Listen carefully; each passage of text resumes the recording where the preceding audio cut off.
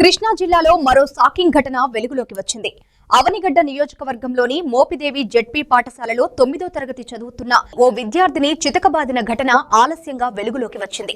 పాఠశాలలో ఎలాంటి అధికారిక హోదా లేని వ్యక్తిని ప్రధానోపాధ్యాయురాలు స్వయంగా నియమించడంతో ఈ ఘటన చోటు చేసుకుంది. ఆ వ్యక్తి విద్యార్థిని వెదురు కర్రతో అమానుషంగా కొట్టినట్లు తెలుస్తోంది. ఈ ఘటనపై విద్యార్థి తల్లిదండ్రులు మోపిదేవి పోలీస్ స్టేషన్ లో ఫిర్యాదు చేశారు. బాధ్యులపై కఠిన చర్యలు తీసుకోవాలని వారు డిమాండ్ చేస్తున్నారు.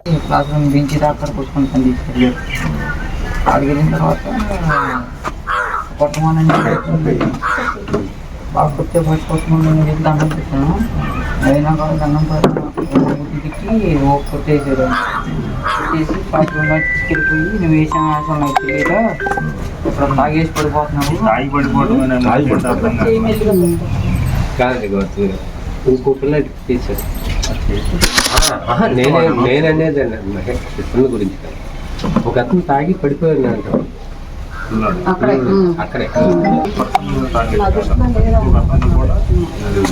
గంటల ముందే కొట్టాడు. వాళ్ళు కూడా వచ్చి పేరెంట్స్ గొడవైన తర్వాత అంతకుముందు చెప్తాను. ఎప్పుడు కొట్టారని చెప్తారు.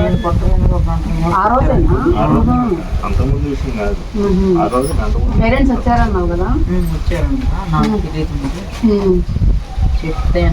పేరెంట్స్ కూడా వచ్చి ఎందుకు కొట్టామని అడిగి వెళ్ళారంట. ఆ తర్వాత మళ్ళీ మనం ఇప్పుడు అతనికి అసలు అక్కడ డ్యూటీ చేసి ఏదో పని చేస్తాకి అదానీ గ్రూప్ ఒకటి ఇట్లా స్కూల్స్ లో పిల్లలకి ఇబ్బంది అవుతుంది. స్పాన్సర్ చేసి కొంత డబ్బు ఇచ్చి ఇట్లా పెట్టుకున్నారు. లేనప్పుడు పోస్ట్ లేనప్పుడు తర్వాత కార్యక్రమాలు ఏంటంటే పోస్టులు వచ్చేసి ఆల్రెడీ దీనికి నైట్ వాచర్ వచ్చేసి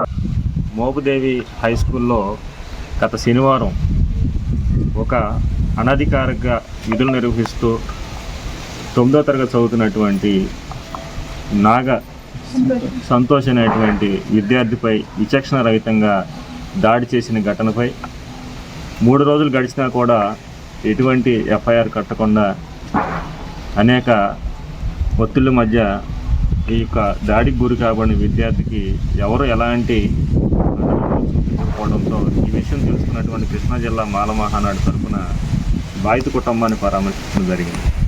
ఇక్కడికి వచ్చిన తర్వాత తెలిసిన విషయం ఏంటంటే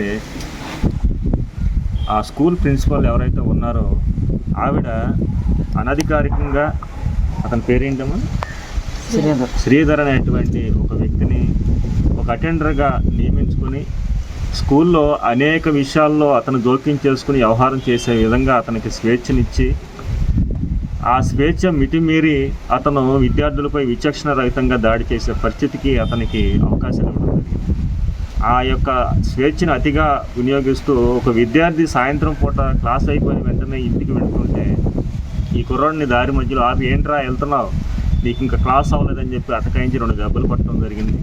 ఆ 2 దెబ్బలు కొట్టినప్పుడు ఆ విద్యార్థి సార్ ఎందుకు కొడుతున్నారు, వెళ్ళమంటే వెళ్ళిపోతాను కదా, నాతోటి విద్యార్థులు వెళ్తున్నారని వెళ్ళిపోతున్నానని చెప్పి వెనుదిరిగి క్లాస్కి వెళ్తున్నా కూడా క్లాస్ రూమ్ వరకు వెంట పడుతూ ఆ బెత్తం విరిగిపోయే వరకు విచక్షణ ఆ చేతి మీద ఈ చేతి మీద సుమారుగా ఒక 20-25 దెబ్బలు కొట్టి క్లాస్ రూమ్కి వెళ్ళిన తర్వాత కూడా రక్తం వస్తుంది సార్ నన్ను కొట్టొద్దని ప్రాధేయపడి చేతులు ఎత్తి మొక్కి అడిగినా కూడా జాలి చూపించకుండా మరో 4 దెబ్బలు కొట్టి పక్కన ఉన్నటువంటి వేరే టీచర్ వచ్చి అతన్ని ఎందుకు అంత ఇదిగా కొడుతున్నారు, మీరు కొట్టొద్దని చెప్పేసి ఆపే వరకు కొట్టి విచక్షణ రహితంగా విద్యార్థిపై తీవ్రమైన దాడి చేసిన వ్యక్తిపై సరైన కఠిన చర్యలు తీసుకోవాలని చెప్పేసి కృష్ణా జిల్లా మాలమాన తరపున డిమాండ్ చేస్తూ ఉన్నాం.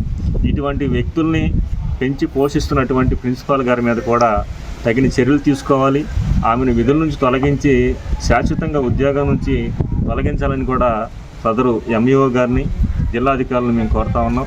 ఇటువంటి విద్యార్థులపై, అమాయకులపై ఎవరైనా సరే, ఏ స్కూల్లో అయినా సరే ఇటువంటి పైచాచిక దాడులు చేస్తే కనుక వారిపైన చాలా చట్టపరమైనటువంటి సెక్షన్ల ప్రకారం కేసులు నమోదు చేసి విద్యార్థులకి విద్య పట్ల ఉన్నటువంటి శ్రద్ధని పోకోకుండా విద్యార్థులు స్కూల్కి ధైర్యంగా వెళ్ళడానికి కావాల్సినటువంటి అవకాశాలని ఇది చూపించాలని కూడా డిమాండ్ చేస్తూ ఉన్నాం.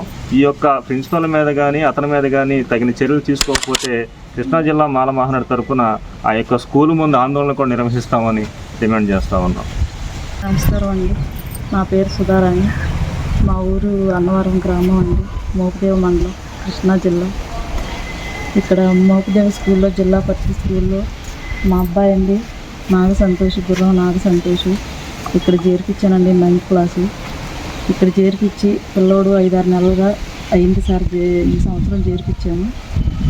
మా అబ్బాయి శనివారం నాడు సాయంత్రం స్కూల్ నుంచి బయటికి వస్తుండగా స్కూల్ బెల్లి కొట్టారు. బెల్లి కొడతాము పిల్లోడు వస్తూ ఉండగా ప్రిన్సిపల్ గారు పర్సనల్గా పెట్టుకున్న అటెండర్ పిల్లోడు వస్తుంటే వచ్చే దారిలో అడ్డం పడి ఎక్కడికి వెళ్తున్నామని పిల్లోడిని కొట్టాడండి. కొడతా ఉండగా పిల్లోడు వెళ్తున్నాను కదా సార్, వెళ్తా ఉండగా ఎందుకు నన్ను కొడతానని అడిగినందుకు నన్ను కొడతావా, నన్ను ఎదురు తిరిగి మాట్లాడతావా అని పిల్లోడిని కర్ర ఇరిగేటట్టు కొట్టుకుంటా క్లాస్ రూమ్లోకి తీసుకెళ్ళాడు సార్. తీసుకెళ్ళి పిల్లోడిని క్లాస్ రూమ్లో కూడా 4 దెబ్బలు వేస్తూ ఉండగా అక్కడ పక్కన ఉన్న మాస్టర్ లీసి వచ్చి ఎందుకు కొడుతున్నావు ఏంటి అని అడ్డుపడితే అతను చూసి ఇతను వెనక వెళ్ళిపోయాడు సార్. ఈ పిల్లోడు దెబ్బలతో నేను ఎంఆర్ఓ ఆఫీస్ దెబ్బలు తగిలిన తర్వాత పిల్లోడు ఏడ్చుకుంటూ నా దగ్గరికి వచ్చి, నేను పనిచేసిన సాటుకు వచ్చి ఏడ్చుకుంటూ, అమ్మ అక్కడ ప్రిన్సిపాల్ కింద పనిచేసే ఒక వ్యక్తి నన్ను దారుణంగా కొట్టి దండం పెట్టినా సరే వదలకుండా రక్తం వచ్చేటట్టు కొట్టాడమ్మ, బాగా చూడండి నా బిడ్డ నా కళ్ళంతా నీళ్ళు కార్చుకుంటూ వచ్చి రక్తం మడుగులతో వచ్చాడు సార్ నా దగ్గరికి. నా బిడ్డ అతను ఎందుకు కొట్టాడో దేనికి కొట్టాడో అర్థం కావట్లేదు సార్. ఇట్లా ప్రిన్సిపాల్ గారు పెట్టి పర్సనల్ వ్యక్తులను పెట్టి పిల్లల మీద ఇట్లా దాడి చేపిస్తున్నారు. అది ఎందుకో ఏంటో మాకు అర్థం కావట్లేదు. మేము ఉండో లేకో తినకో కూలీనాలు చేసుకుంటా ఇట్లా పిల్లల్ని స్కూల్కి పంపిస్తుంటే ఇట్లా పర్సనల్గా పెట్టుకుని పిల్లల మీద దాడి చేపిస్తుంది సార్ ఆవిడ. ఇంతవరకు ఇది జరిగిన ఈ రోజుకు 3 రోజులు సార్ నా బిడ్డ మీద దాడి జరిగి ఇప్పుడు వరకు ప్రిన్సిపాల్ గారు ఏ రియాక్ట్ అవ్వలేదు. నా స్కూల్ నుంచి ఎవ్వరూ నా దగ్గరికి రాలేదు. రాకుండా నా బిడ్డను చూసిన వాళ్ళు లేరు, పట్టించుకున్న వాళ్ళు లేరు ఇంతవరకు.